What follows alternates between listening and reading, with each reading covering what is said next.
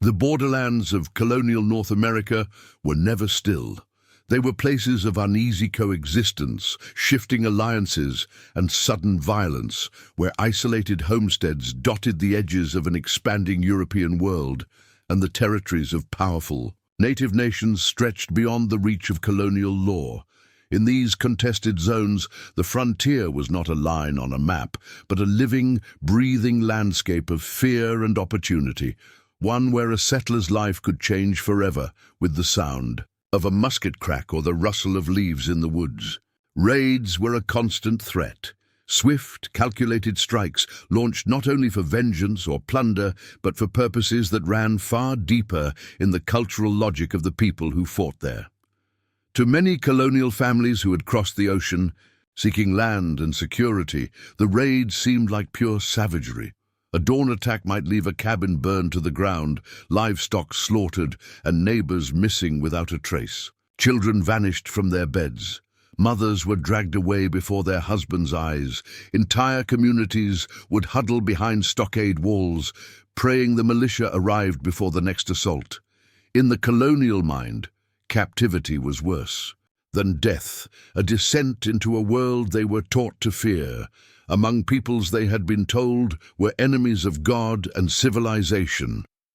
Yet, to the native nations who carried out these raids, the act of taking captives, especially women and children, was neither senseless nor chaotic. It was part of a deeply rooted system of warfare, diplomacy, and social survival. Centuries before Europeans arrived, many indigenous societies of the Northeast and Great Lakes regions had practiced what anthropologists would later call mourning, wars. Conflict was not waged solely to destroy enemies or seize land.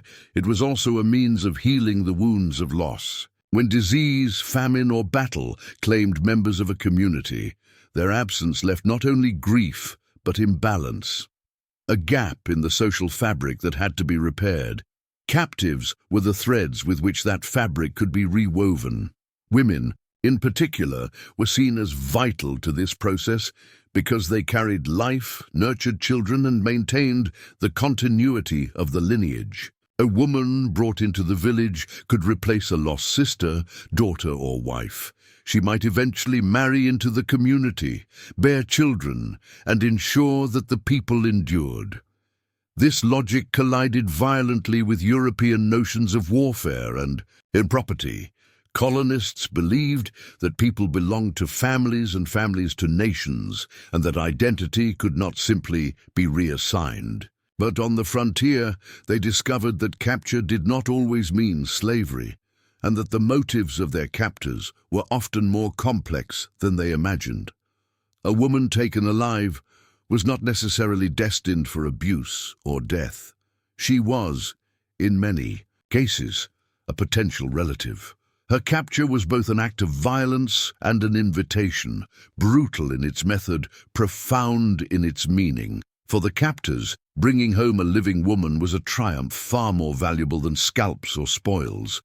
It demonstrated strength not just on the battlefield, but within the home, where kinship was the ultimate expression of power. A new member could strengthen alliances, expand trade networks, or heal the trauma of a recent epidemic. For the settlers, this same act was a nightmare.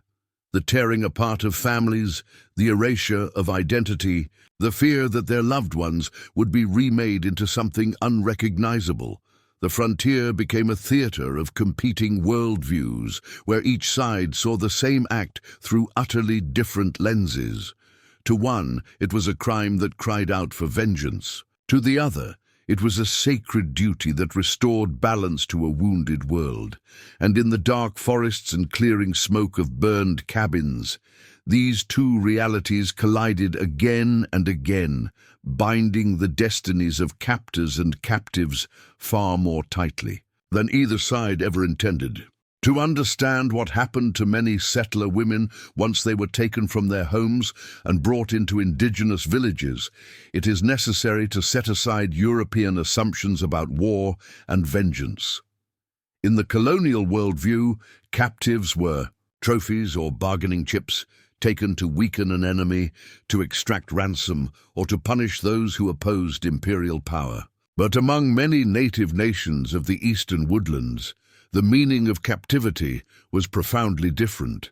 It was not an end in itself, but part of a deeper cultural logic, rooted in the rhythms of loss and renewal that shaped community life. To these societies, the taking of captives was often an act of healing, a way to repair the invisible wounds left by death and restore harmony to a world thrown off balance. This idea was embodied in what Europeans would later call mourning.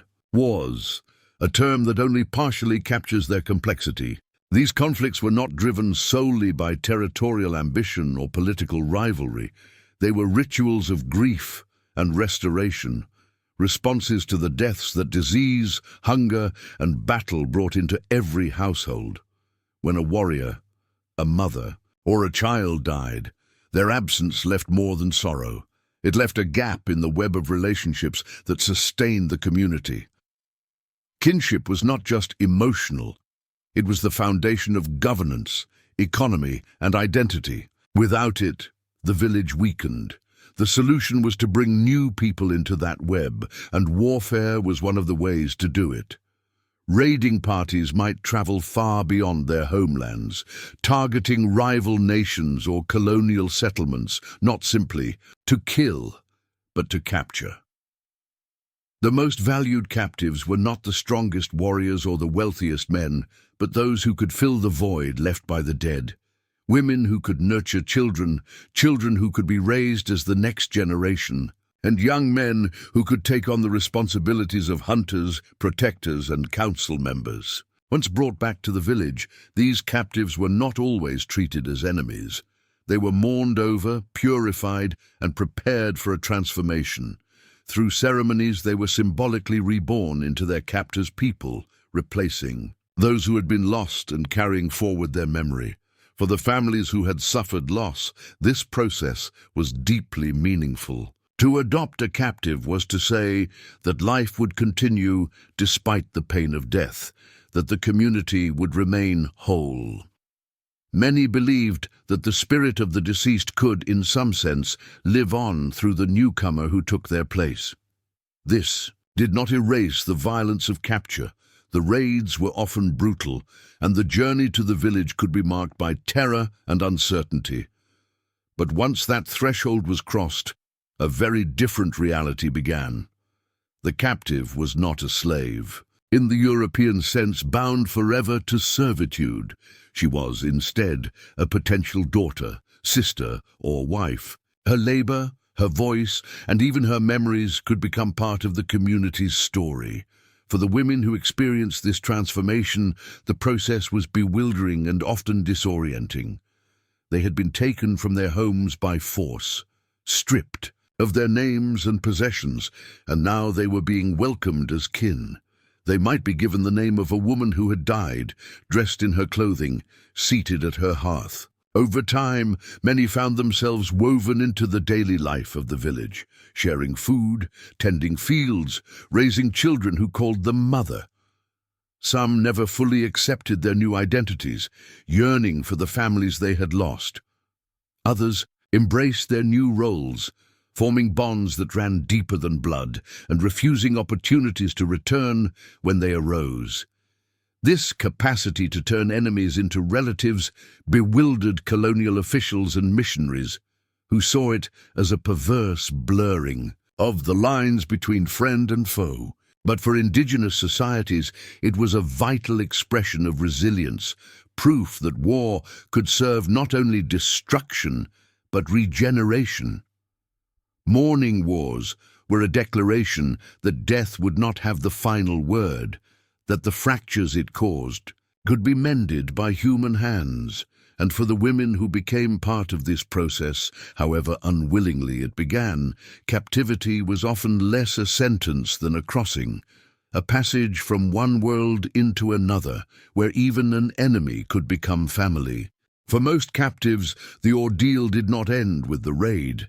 In many ways, it was only beginning. Once the smoke cleared and the shouting faded, the women taken from their homes faced a long and uncertain journey deep into a world they did not understand. The march from a burned-out frontier cabin to a distant native village could stretch hundreds of miles and last for weeks, even months. It was a journey through thick forests and across untamed rivers, far from the towns and roads they had known. And every step carried them farther from the lives they once believed were permanent, stripped of nearly all their possessions, sometimes even of their clothing. Captives were forced to walk in single file behind their captors. The first days were often the most brutal. Many were still in shock from the attack, mourning dead family members or wondering whether loved ones had survived. Their homes were gone, their futures uncertain, and now they moved through a landscape that felt hostile and infinite. At night, they slept on the ground beneath unfamiliar stars, bound or guarded, with only the flicker of a fire and the low murmur of a language they did not understand filling the darkness. Hunger gnawed at them, and exhaustion settled deep in their bones. Those who stumbled were pushed forward. Those who resisted risked being killed and left behind. Yet the journey was not only a physical trial, it was also a psychological unraveling. Each mile stripped away a layer of identity. The captives were no longer wives, daughters, or neighbors. They were outsiders in every sense, neither dead nor free, belonging nowhere. The deeper they went into the wilderness, the more alien the world became. The towering forests of the northeast, or the vast plains of the interior, were landscapes many settlers had never seen beyond their small clearings. Rivers were forded waist-deep, mountains climbed, and marshes waded through. Days of rain soaked their clothes and chilled their skin. Summer suns scorched their faces until they blistered. Insects bit, feet bled, and the weight of uncertainty pressed down harder than any physical hardship. And yet, amid the fear, there were moments that confounded expectations. Some captors shared food with their prisoners, offering roasted corn or dried venison without cruelty. Others allowed them brief rests or even comforted those who wept uncontrollably. These gestures were rarely signs of kindness in the European sense. They were part of a worldview that did not see captives as mere spoils of war, but as people who might soon belong. The captives could not know it, but many of those who marched beside them had once walked the same path in reverse. Taken in, their youth renamed and woven into new families. The psychological toll of this liminal state was immense. Women wrestled with contradictory emotions, fear and anger at their captors, grief for their dead, and an unsettling curiosity about what awaited them. Some prayed constantly, convinced they were marching toward death. Others planned escape, memorizing landmarks and calculating distances in their minds. A few, especially those traveling with children, focused only on survival, one foot after another, one more sunrise, one more night endured. The landscape itself became part of the experience, shaping memory and meaning. Forests seemed endless, as if the familiar world had fallen away and they had entered a realm beyond the reach of their own people. Rivers served as both obstacles and markers, each crossing a symbolic departure from the life left behind. Even the sounds were different. The rustle of leaves, the calls of unseen birds, the distant drumming of waterfalls. For many captives, the wilderness became a kind of living metaphor for their own transformation, vast and unknowable, filled with dangers but also with possibilities they could not yet imagine. When, at last, the procession neared a village, it was often announced by changes in the landscape. Cleared fields, smoke rising from distant fires, the faint sound of voices. For the captives, this sight brought both relief and terror. The ordeal of the march was ending, but what came next was a mystery. They had survived the wilderness, but they had no way of knowing whether they were arriving at a place of death, slavery, or something else entirely. And as they crossed the threshold into the heart of their captor's world, they stepped into a fate that would redefine everything they thought they knew about themselves. The first sight of a native settlement was often unlike anything a captive woman had ever known. After days or weeks of silence, hardship, and relentless motion through forests and rivers, the landscape suddenly changed. The trees thinned into open clearings, smoke curled from low roofs, and the air carried new scents. Wood smoke mixed with roasting maize, the sharp tang of tanned hides, and the earthy smell of freshly turned soil. It was the moment when the wilderness ended and another world began, one built on rhythms, values, and structures entirely different from those of the colonial settlements they had left behind.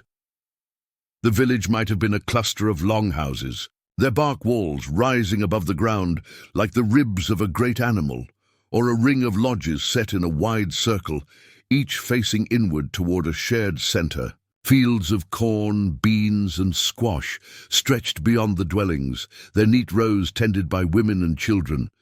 Dogs barked and darted between people carrying baskets or chopping wood.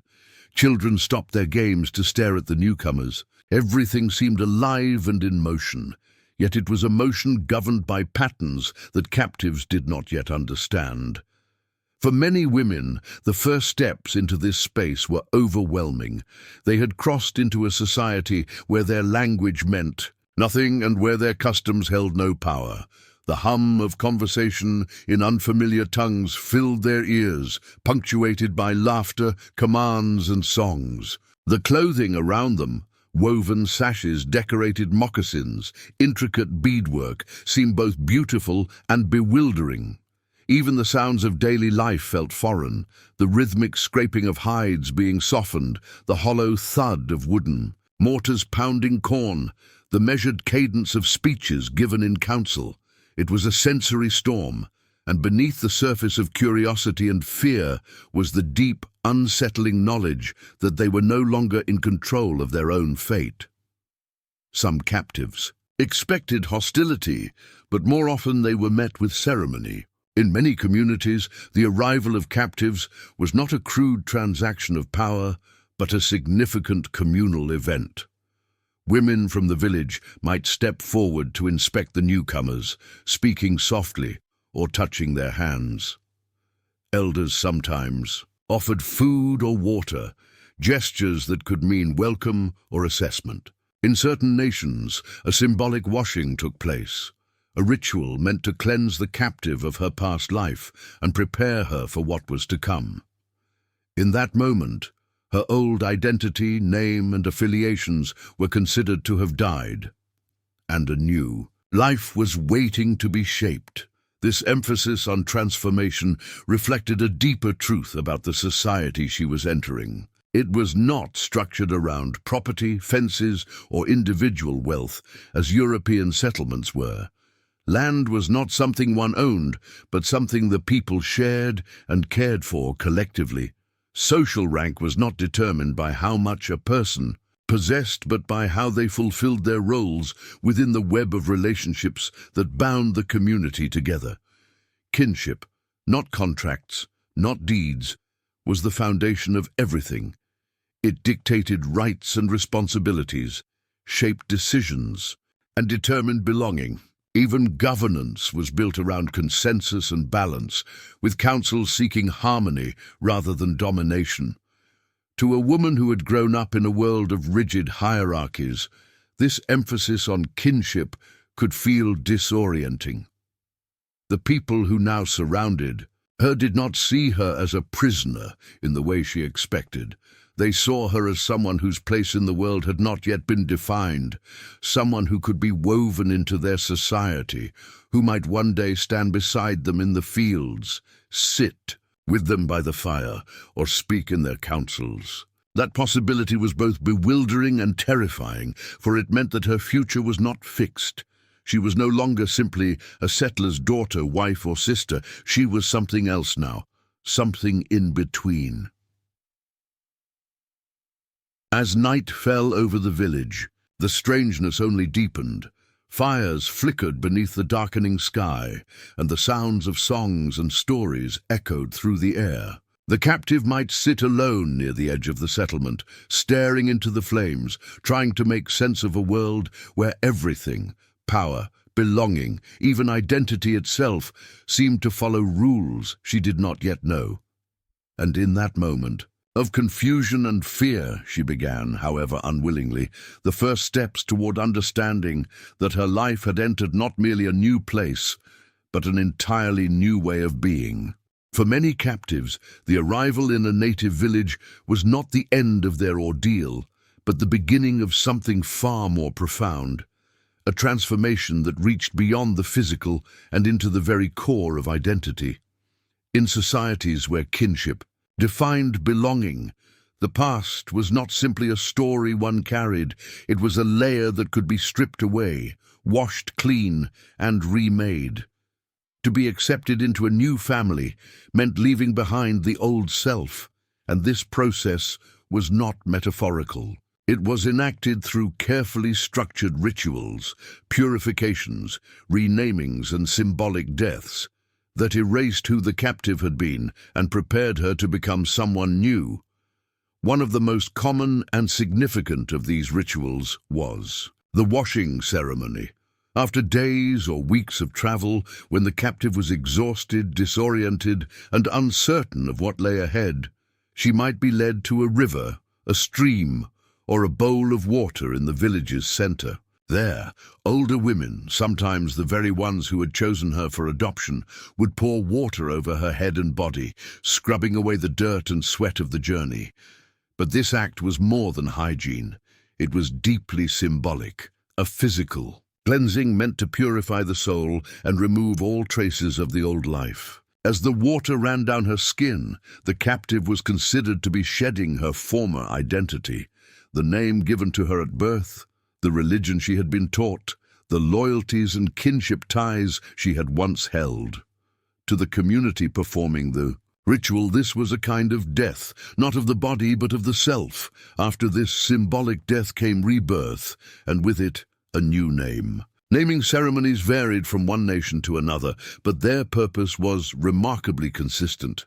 A captive might be given the name of a woman who had died, allowing the deceased spirit to live on through her. In this way, she was not just replacing a lost relative, she was, in a spiritual sense, becoming that relative. To those who adopted her, the continuity of the lineage was preserved.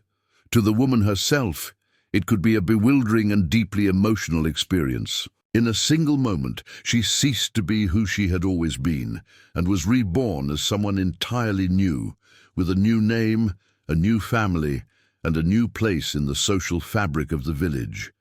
This act of renaming was often accompanied by other rituals that reinforced the break from the past. Captives might be dressed in the clothing of their new family, adorned with beads or sashes that carried specific meanings. They might be seated in the place once occupied by the person they were replacing, given tasks and responsibilities appropriate to their new role, or even formally welcomed into the longhouse or household with speeches and gifts. In some communities, a symbolic feast marked the occasion, with the new adoptee sitting among her new relatives as if she had always belonged there. For the women undergoing this transformation, the experience was both terrifying and strangely liberating. It was terrifying because it erased so much of what they believed defined them, their name, their lineage, their place in the world. Yet it was also liberating because within this new identity, they were no longer captives. They were not slaves, not outsiders, not trophies of war. They were daughters, sisters, and wives. They had a place and a future, however unfamiliar it might be. The ceremony's psychological impact was immense. Many who experienced it spoke later of a sense of disorientation, of feeling as though they had truly died and been reborn. Others resisted internally, clinging to the memory of their old selves, even as they outwardly conformed to the new reality. But whether they embraced it or fought against it, the transformation was irreversible. Once the rituals were complete, the community no longer saw them as prisoners. They were kin, and with that new status came protection, responsibility, and a bond that was meant to last for life. Through these cleansing and renaming rituals, native societies expressed a worldview profoundly different from the one most settlers carried with them. Identity was not fixed by blood or birth. It could be reshaped, renewed, and redefined through communal action. And in this worldview, even an enemy could be remade into family, not by erasing her humanity, but by rewriting the story of who she was meant to be. In many indigenous societies of North America, the fate of a captive woman was not decided by the warriors who had seized her, nor by any single leader or chief. It was determined in a quieter, more deliberate space, within the councils of elder women, where the most fundamental decisions about family, kinship, and continuity were made. These women were not merely advisors or ceremonial figures. They were the custodians of lineage, the architects of the social fabric, and the arbiters of who would be welcomed into it. Their authority reached beyond the household into the heart of governance itself, and in matters of adoption, their word was final. For outsiders raised in patriarchal colonial societies, this reality could be difficult to comprehend. European observers often assumed that the men who fought in wars also controlled what happened afterward. But among many native nations, war was only the beginning of a process that belonged to the community, and especially to its matriarchs. The warriors could capture an enemy, but they could not make them family. That decision required the consent of those who understood the deeper consequences, the women who traced descent, inheritance, and clan membership, and who saw adoption, not as a matter of conquest, but of restoration. The council's deliberations often began long before a captive set foot in the village. When news of a successful raid reached home, the women gathered to consider what the community had lost, who had died in battle, which families were grieving, where gaps had opened in the network of kinship. They weighed the age, skills, and temperament of those taken. They discussed whether a particular captive could fill a specific role: a sister lost to illness, a daughter killed in conflict, a wife whose absence had left a family vulnerable. These were not abstract questions, they were matters of survival, because in a society structured around extended kin networks, the strength of the whole depended on the strength of each part. When the captives arrived, the women often took the lead in receiving them. It was they who approached the new arrivals, speaking to them, observing them, sometimes comforting them. They looked not just at physical health, but at spirit, the resilience in a captive's eyes, the way she carried herself, the signs of willingness or resistance. Their judgment was nuanced and collective, shaped by generations of experience in integrating outsiders into their communities, and it was theirs alone to make. Once the council decided on adoption, the process shifted from the realm of war to that of kinship. The captive ceased to be a spoil of conflict and became a potential relative. The same hands that had pounded corn, tanned hides, and raised children now reached out to offer a place in the family. In some cases, the captive was claimed by a particular household.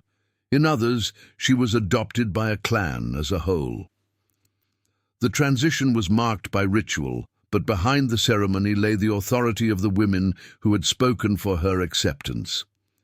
This matriarchal power had profound implications. It ensured that adoption was not a random act, but a carefully considered choice tied to the needs and values of the community.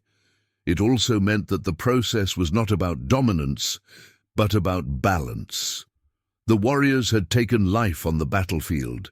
The women would now restore it by weaving new threads into the fabric of society. And because the authority of the council was respected by all, even those who had once been enemies could trust that their place in the village, once granted, was secure.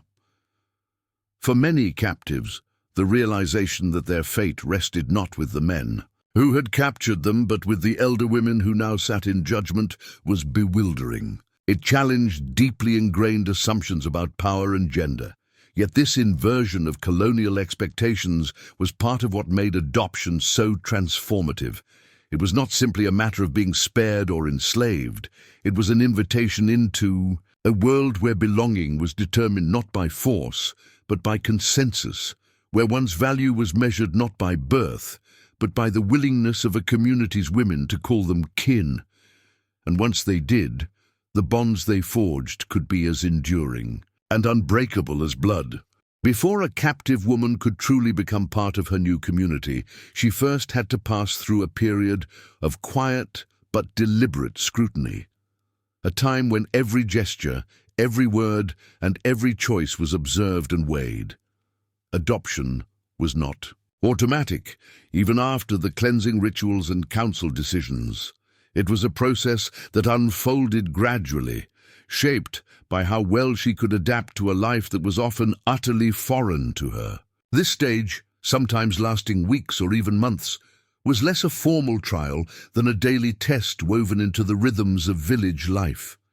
It was here, in the ordinary routines of the hearth and field, that a captive's future would be decided. From the moment she was placed within a household, her presence became part of its daily work. The tasks varied from one nation to another, but they almost always centered on the core of indigenous domestic life, preparing food, tending crops, gathering firewood, caring for children, and maintaining the home.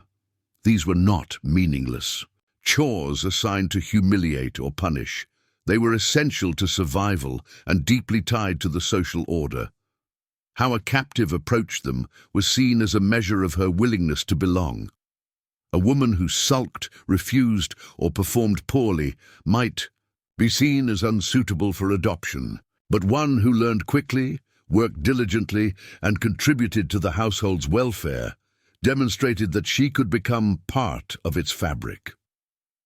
Language was another crucial part of this unspoken trial. Many captives arrived knowing not a single word of the tongue spoken around them. At first, the constant flow of unfamiliar sounds could feel isolating and overwhelming. But as the days passed, captors, often women and children, would begin teaching words for everyday objects and actions. Communication grew from gestures and mimicry to halting sentences and eventually to conversation. Mastering the language was more than a practical skill. It was a sign that a captive was crossing the invisible line between outsider and kin.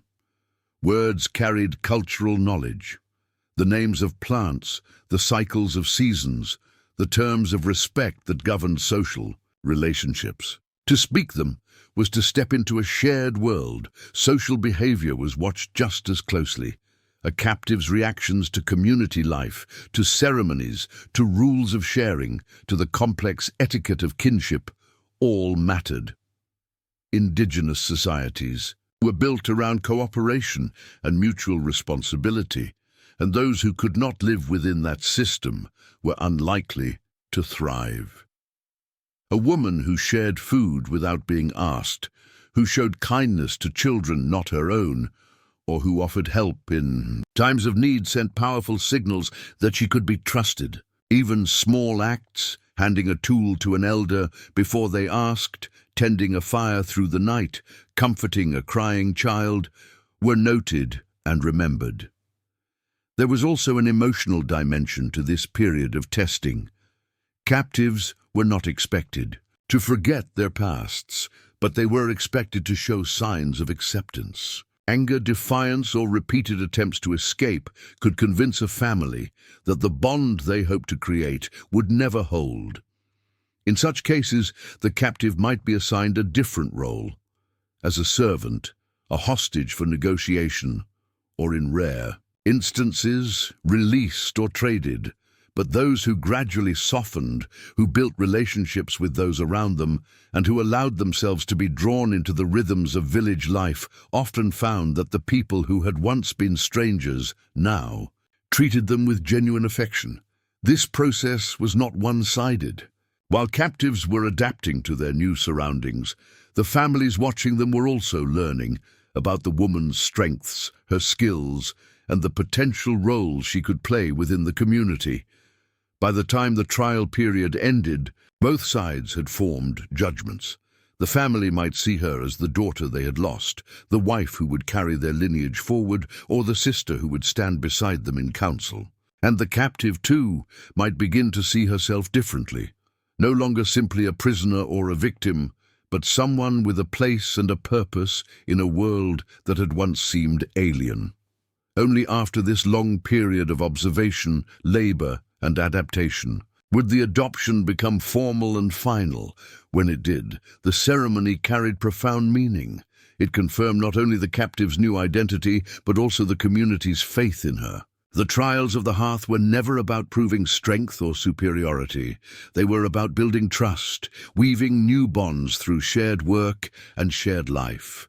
And for many women who passed them, those bonds would become as real and enduring as any they had known before.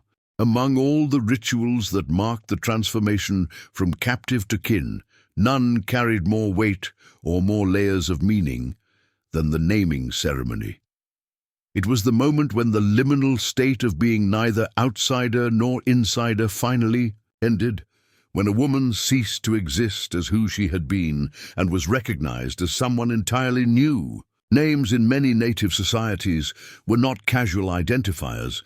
They were vessels of memory, carriers of history, and threads that bound individuals to their families, clans, and ancestors.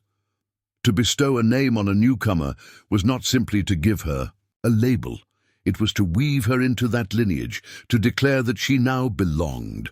The ceremony itself varied across nations and regions, but certain patterns ran deep. Often it was held before the assembled members of the family or clan that had chosen to adopt her. Elders would gather, speaking prayers or recounting the deeds of the one whose place she was about to take.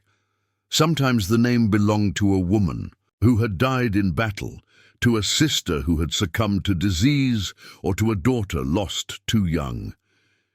In giving that name to the captive, the family was not just filling an absence. They were calling back a spirit, ensuring that the thread of their lineage remained unbroken. It was a moment filled with emotion, joy for the restoration of the family, sorrow for the one who had been lost, and hope that the new bearer of the name would honor its legacy. For the woman receiving it, the experience could be deeply disorienting. She might have grown up with a name that carried its own history, perhaps passed down from a grandmother or given at baptism. That name tied her to parents, siblings, and a world she might never see again.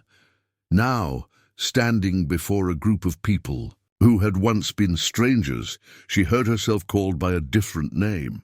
Sometimes the meaning was explained to her, sometimes it was not. Either way, it marked a turning point she could not ignore. From that moment on, the community would speak to her and about her using that new identity, and the old one, along with the life it represented, would begin to fade.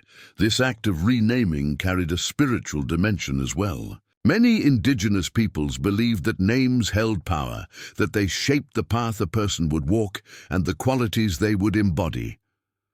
By giving a captive the name of a deceased relative, the family was not only honoring the dead, but inviting the living to take up their unfinished work. The new name came with expectations, to live with courage, to care for the family, to uphold the values that had defined the original bearer. It was, in a sense, a rebirth. The woman was no longer a prisoner or an outsider.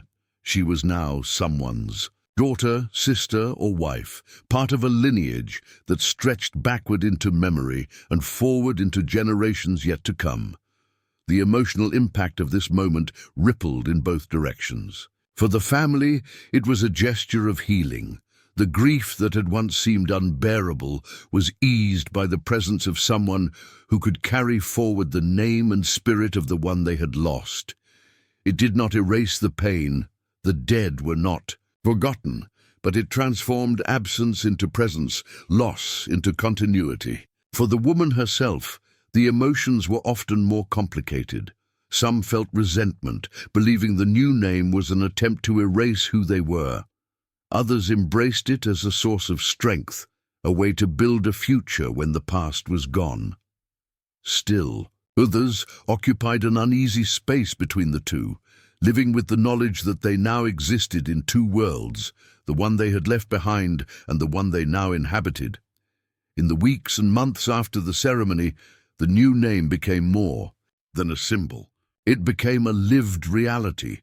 Children called her by it. Elders invoked it in blessings. It appeared in songs, in stories, in the everyday language of the village. Over time, even those who once resisted began to respond instinctively when they heard it spoken. In that simple act, turning their head, answering a call, they affirmed that the transformation was complete. They were no longer who they had been when they were taken from their homes. They were now part of something larger, a living chain of memory and identity stretching beyond any single life.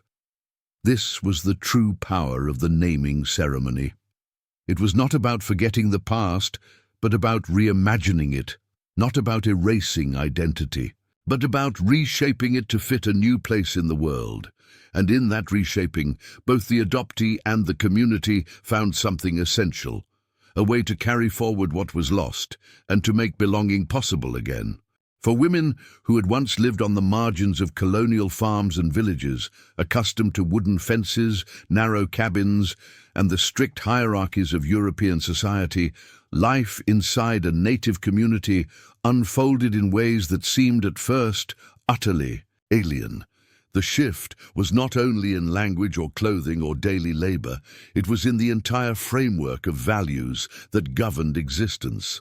A settler woman might arrive, expecting to be treated as a prisoner or slave, but instead she found herself in a system where wealth was measured not in coins or acres, but in relationships, where survival depended less on individual striving than on the ability to give and to share.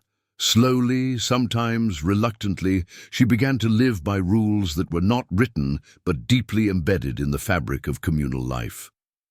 The first and most striking difference was the absence of private property, in the European sense. Among many native nations, land was not something that could be owned by one person, fenced off, and passed down as inheritance. It was held collectively, cared for by the people, and used according to the needs of the community. For a woman, raised to see land as the bedrock of family status and wealth, this was a profound disorientation. Yet over time, as she worked in fields that fed not just her household but the entire village, she began to understand that security came not from ownership but from belonging. The harvest was not hoarded, it was shared. No one starved alone, and no one prospered alone. The principle of reciprocity extended far beyond food. In daily life, favors were repaid not with money, but with obligations fulfilled later, sometimes months or years after the original exchange. If she helped gather firewood for another household, she might receive help during planting season in return.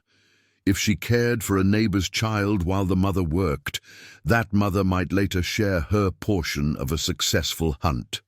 Over time, these acts of giving and receiving formed a web of relationships that bound the community together.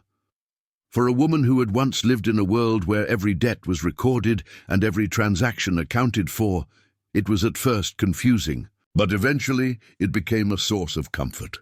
The reciprocity of village life offered a kind of stability that colonial markets and contracts often could not. Kinship obligations were perhaps the most transformative.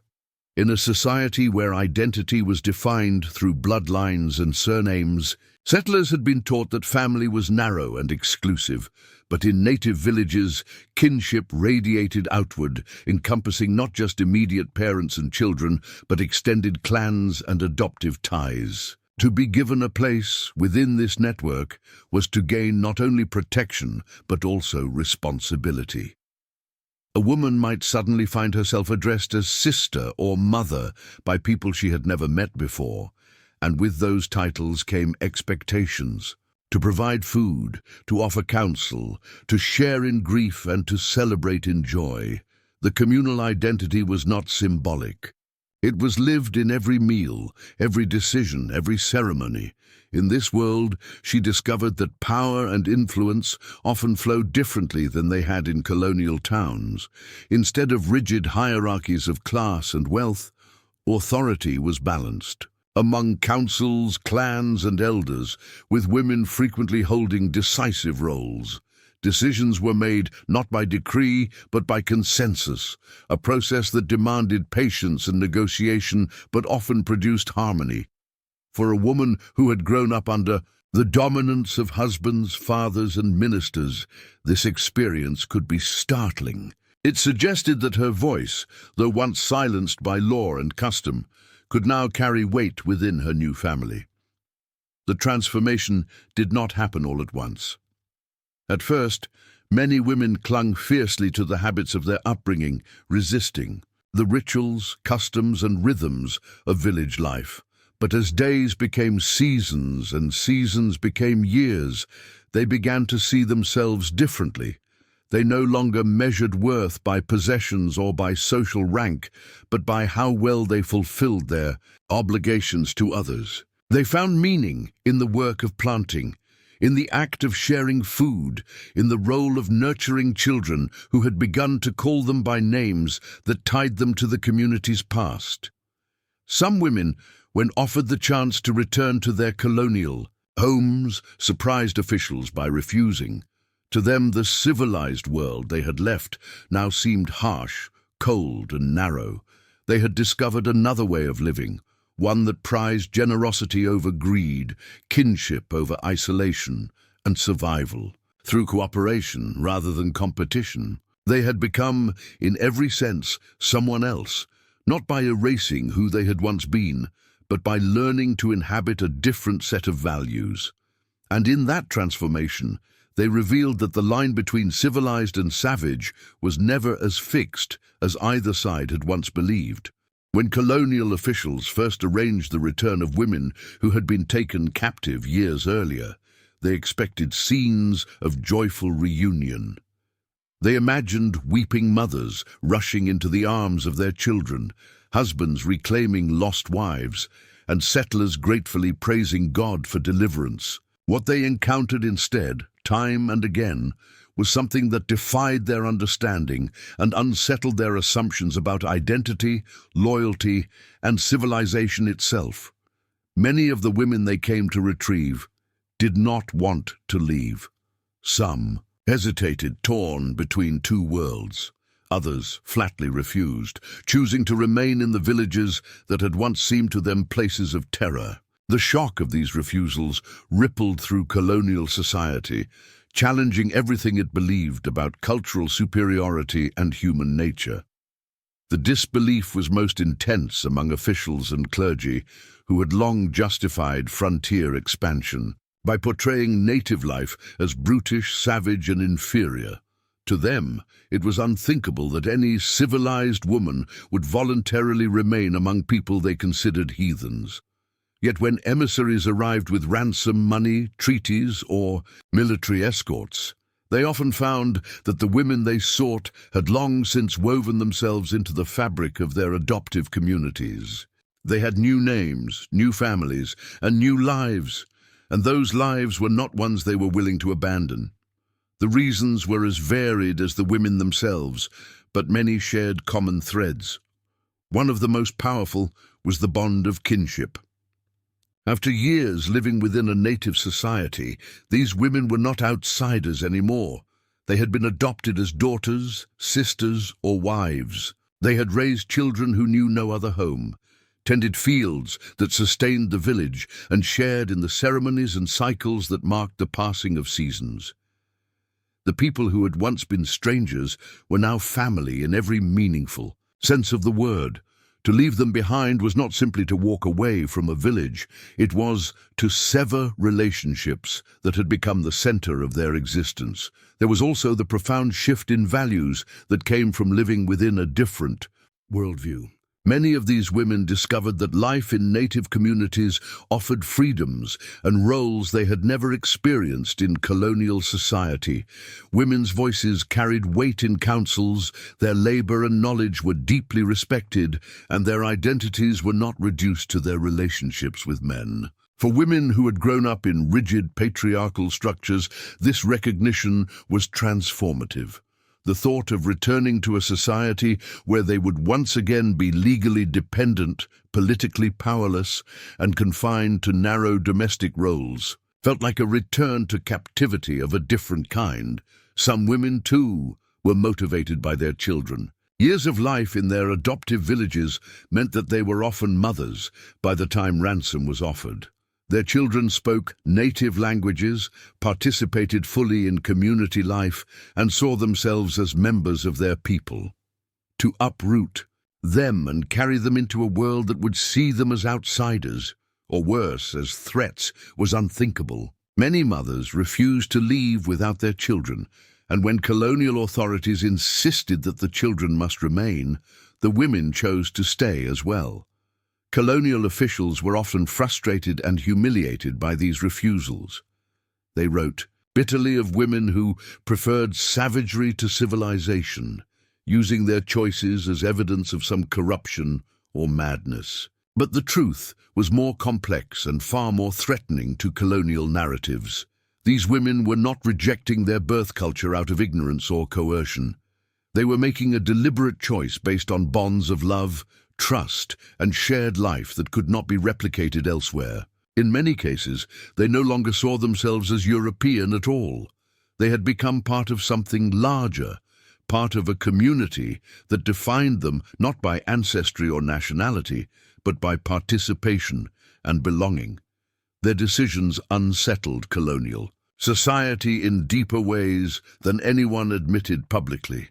If people could cross the cultural divide and choose to stay, then the line between us and them was far more permeable than officials wanted to believe. If women, who had once prayed in churches and spoken English or French, could find happiness and meaning in villages they had been taught to fear, then perhaps those villages were not the uncivilized places colonial propaganda insisted they were.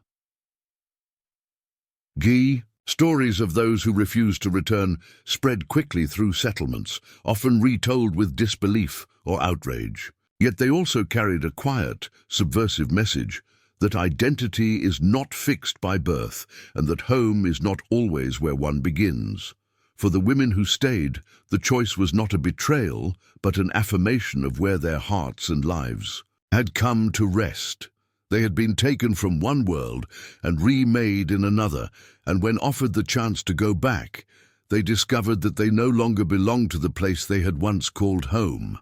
When captives did return to colonial society, their stories rarely fit the neat, comforting narratives that authorities expected.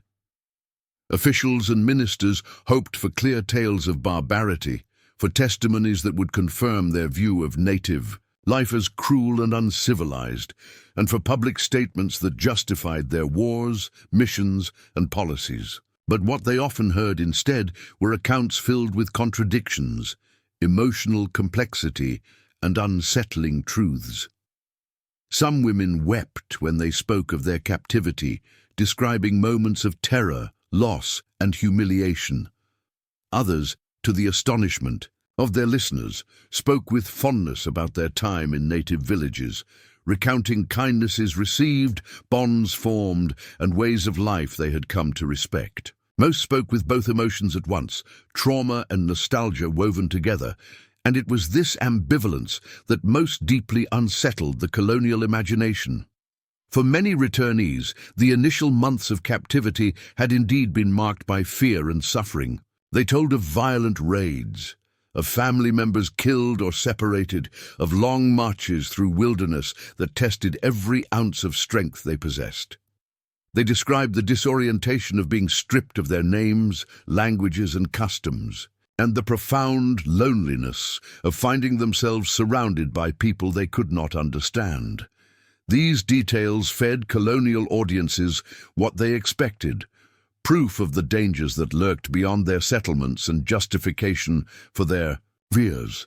Yet these same testimonies often took unexpected turns. The women would go on to describe how, over time, the hostility softened, how strangers became companions, and how life in the village, though different, was not the nightmare they had imagined. Some spoke with gratitude of those who had cared for them when they were ill, taught them how to gather wild plants, or shown them how to survive the harsh winters.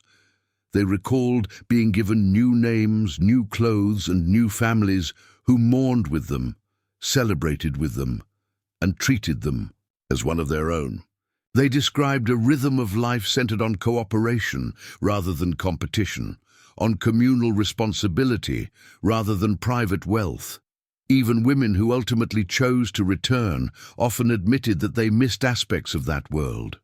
The sense of belonging, the shared labor, the respect accorded to them in roles they had never been allowed to occupy in colonial society. Such testimonies posed an enormous problem for colonial leaders. They undermined the stark division they sought to draw between civilization and savagery. If native life was truly brutal and inferior, why did so many captives speak of affection and respect? If the European way of life was unquestionably superior, why did some returnees struggle to readjust or even express a desire to go back? The more these stories circulated, the harder it became to maintain the ideological walls that justified colonial expansion and conquest. Some colonial writers tried to resolve the contradiction by questioning the captives' reliability. They claimed that women who spoke warmly of native life had been corrupted or seduced, that they suffered from a kind of madness brought on by trauma. Ministers warned that Satan himself could disguise evil as goodness, turning captives' hearts against their own people. But such explanations rang hollow, especially when the women in question were otherwise lucid, articulate, and unwavering in their accounts. The testimonies also revealed profound differences in how people defined freedom, family, and civilization. Some women, reflecting on their captivity, admitted that they had found a kind of autonomy in native society that colonial life denied them. They had been valued for their skills, their opinions, and their roles in sustaining the community. They contrasted this with the rigid hierarchies and gender constraints of European settlements, where their voices were often ignored and their lives tightly controlled. Even those who had suffered deeply sometimes confessed to a reluctant admiration for the strength, resilience, and humanity of the people who had once held them captive. These stories, retold in taverns, churches, and newspapers, had a ripple effect that extended far beyond individual experiences. They forced colonists to confront uncomfortable questions about their own society and to see the people they had dismissed as savages in a new light. They revealed that humanity was not the monopoly of one culture, that cruelty and compassion existed on both sides of the frontier, and that the line between us and them was far blurrier than propaganda allowed. In the end, the narratives of returned captives did more than chronicle personal journeys. They challenged the intellectual foundations of colonial expansion and superiority. They showed that identity could be reshaped, that values could be learned and shared, and that even amid violence and conflict, bonds of understanding could form. And for a society that depended on rigid boundaries to justify its ambitions, nothing was more unsettling than the realization that those boundaries were, in fact, permeable, and that those who had crossed them often returned with stories that refused to be neatly categorized. The stories of captive women who chose to remain with their adoptive communities, or who returned home speaking warmly of them, did more than trouble colonial officials. They provoked a crisis within the church. Missionaries and ministers had always seen the frontier not only as a contested political border, but as a spiritual battleground. For them, every captive taken into a native village was not merely a person removed from colonial society. She was a soul at risk of eternal damnation.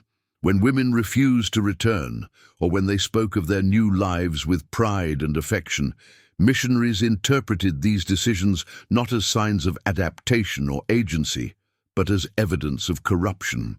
Your faith lost, of sin triumphing over salvation. Church leaders responded with campaigns designed to reclaim these women, both physically and spiritually.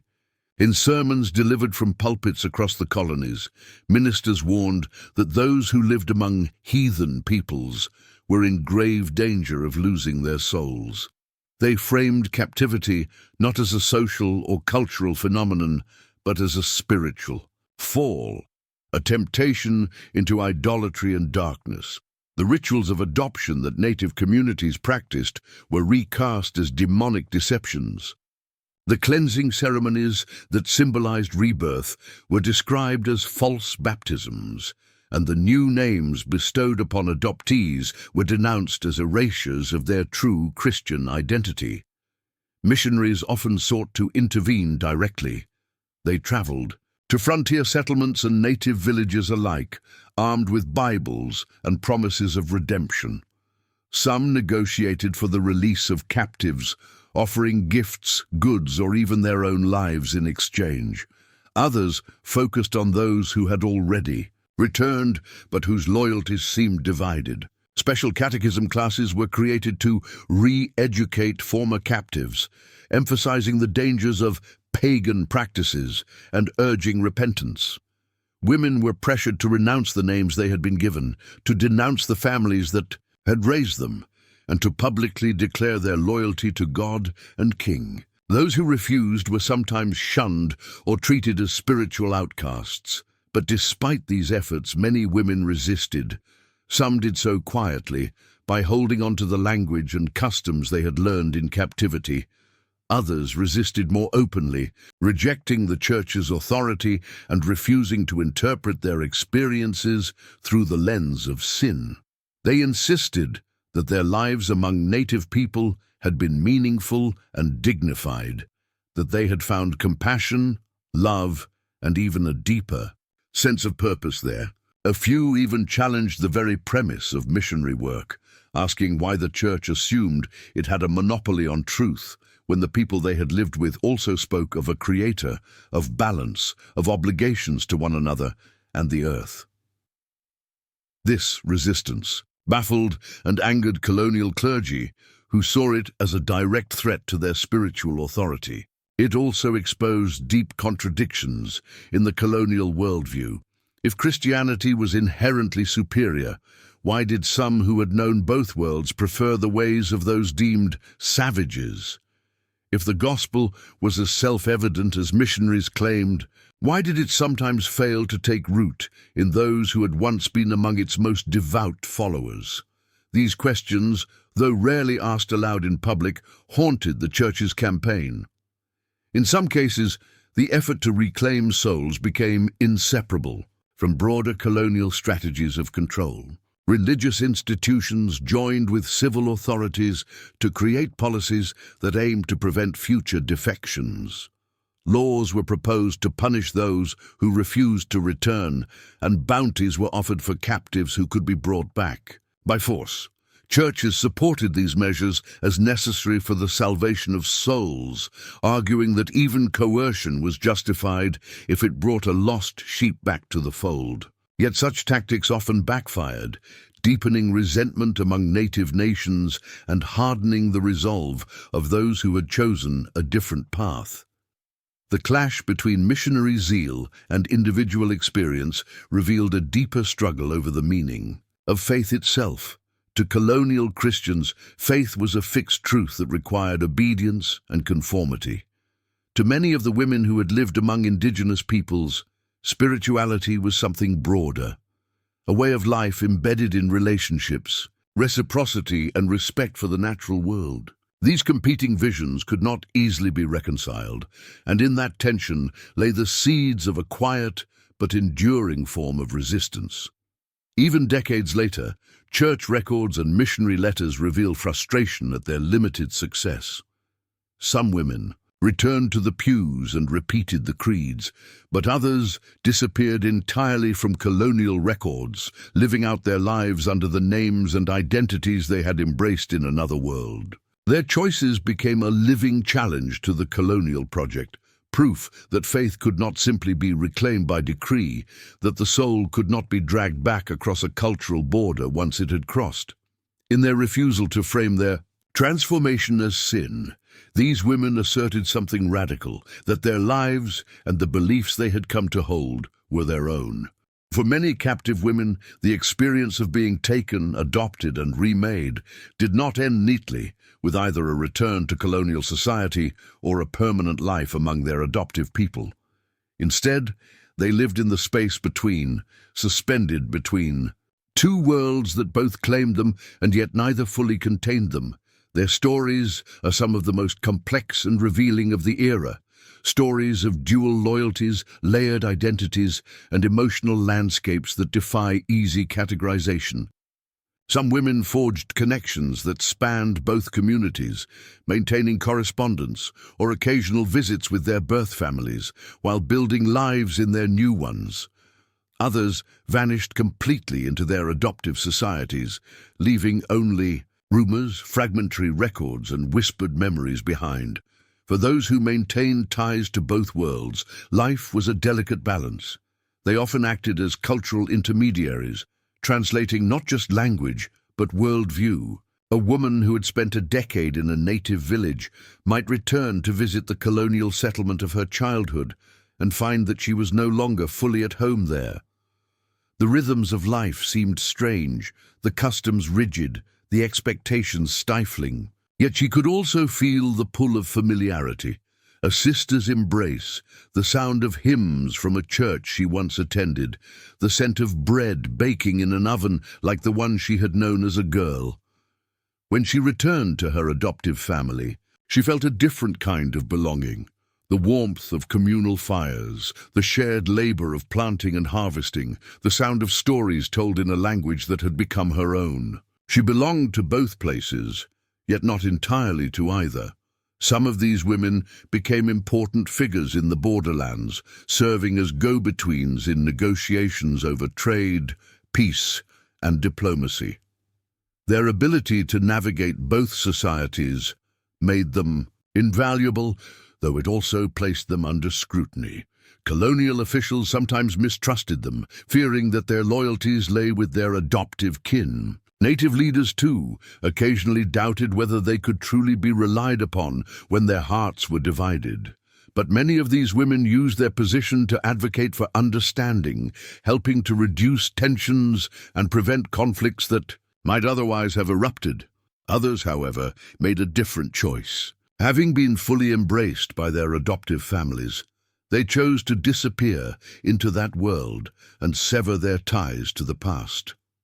Colonial records speak of women who were never seen again after their capture, who lived out their lives under new names and whose descendants knew nothing of their origins.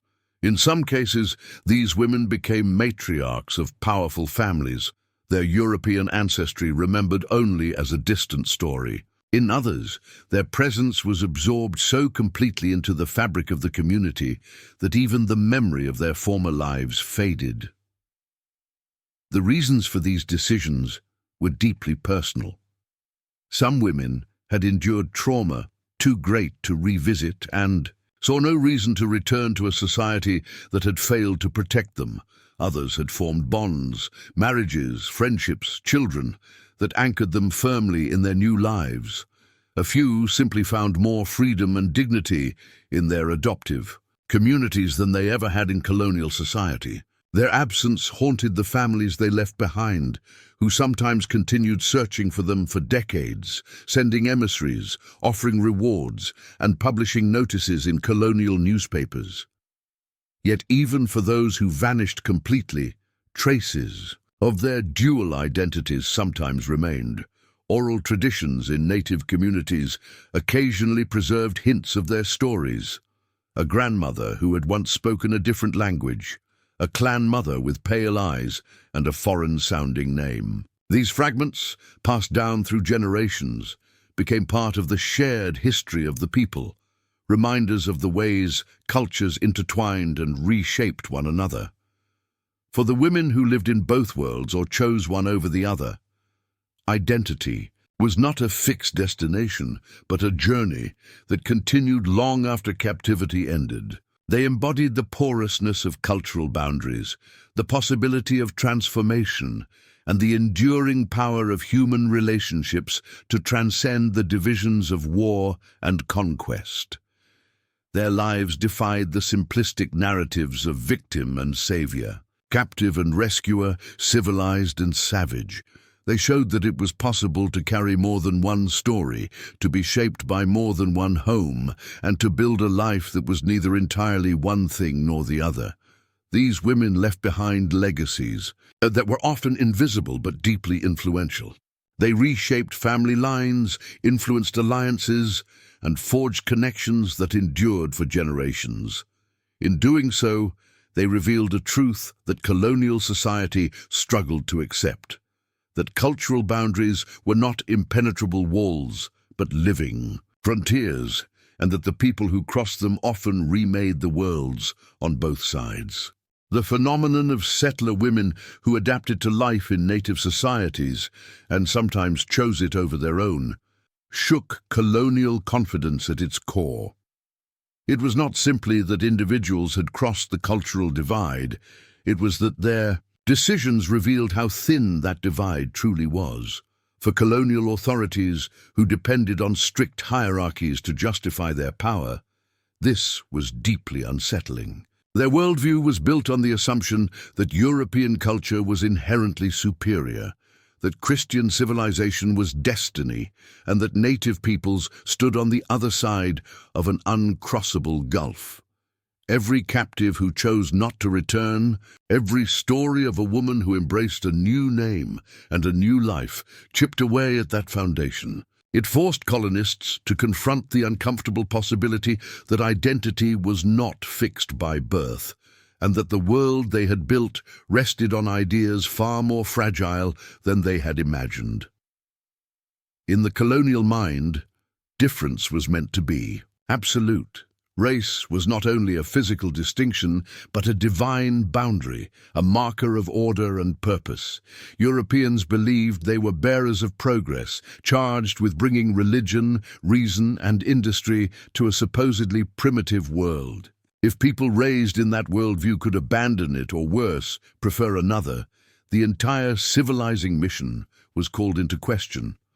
Authorities worried that such choices might undermine morale on the frontier, weaken loyalty to the empire, and blur the lines of authority that kept colonial society intact. If civilized women could become content as daughters and wives in native villages, what did that say about the civilization they had left behind? This fear manifested itself in a range of policies designed to prevent further defections. Colonial governments passed laws making it illegal to remain among native communities without official permission. Families who refused to reclaim their captive relatives could face fines or loss of property.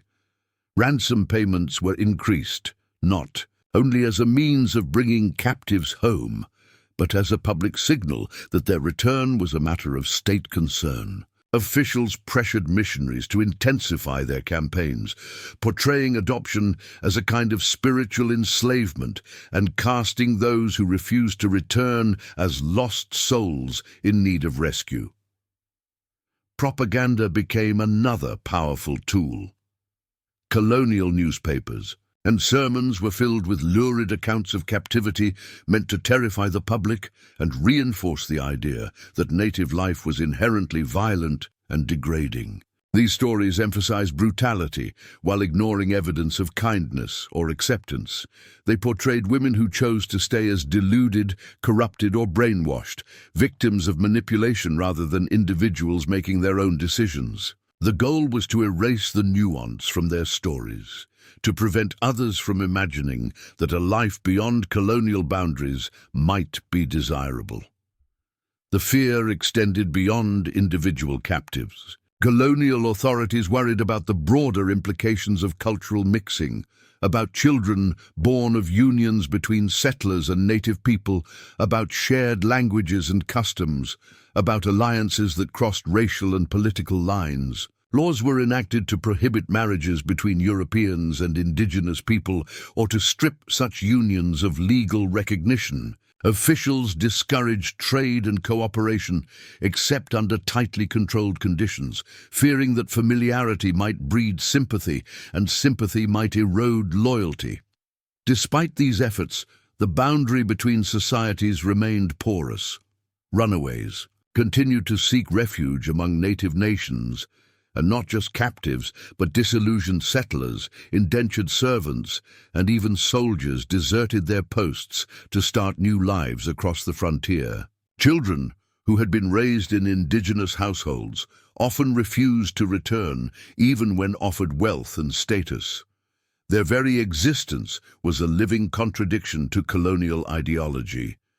Proof that identity was not destiny, that culture could be learned, and that belonging was not defined by skin color or ancestry. The more authorities tried to police these boundaries, the more apparent their fragility became. Laws could not erase memories or undo the bonds of love and loyalty that captives had formed.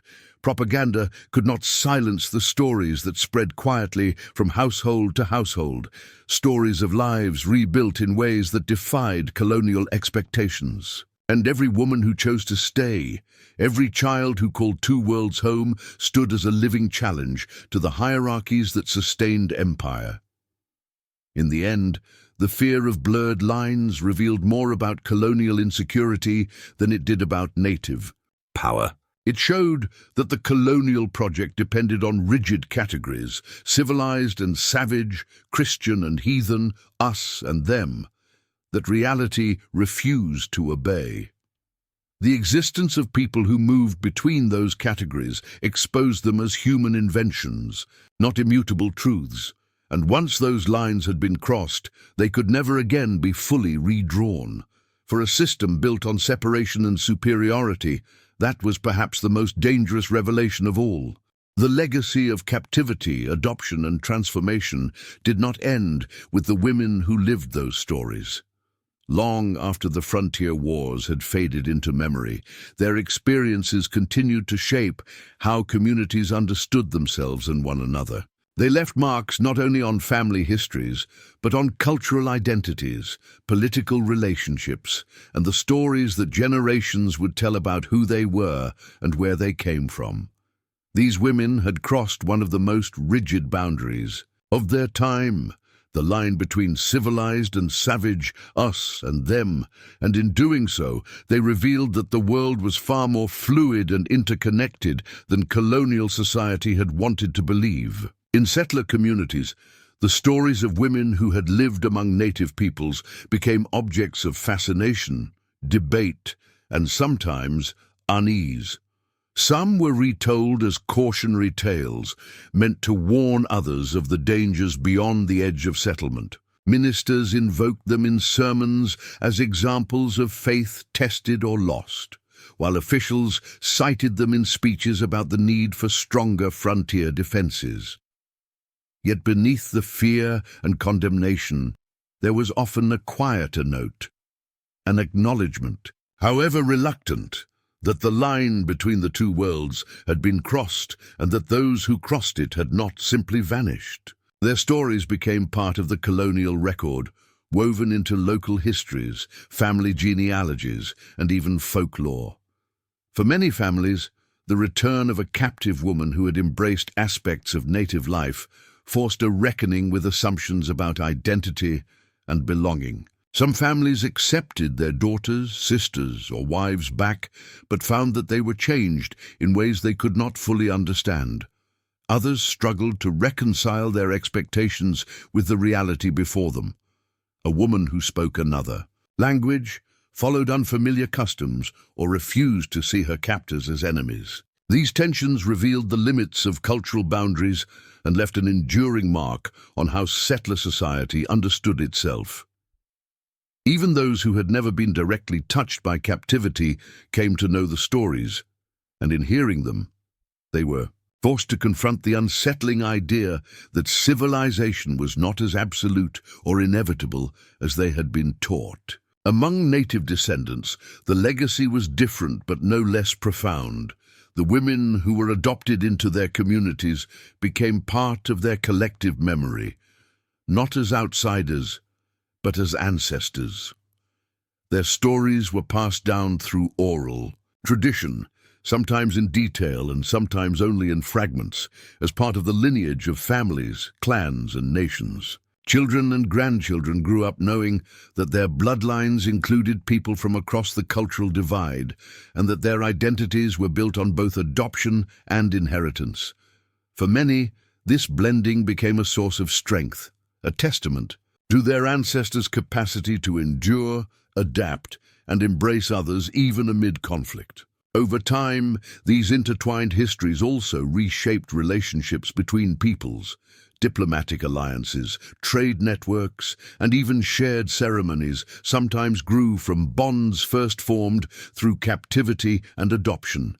In places where colonial and native communities had once viewed each other only as enemies, they now shared descendants, living reminders of a past too complex to be reduced to conquest or resistance alone.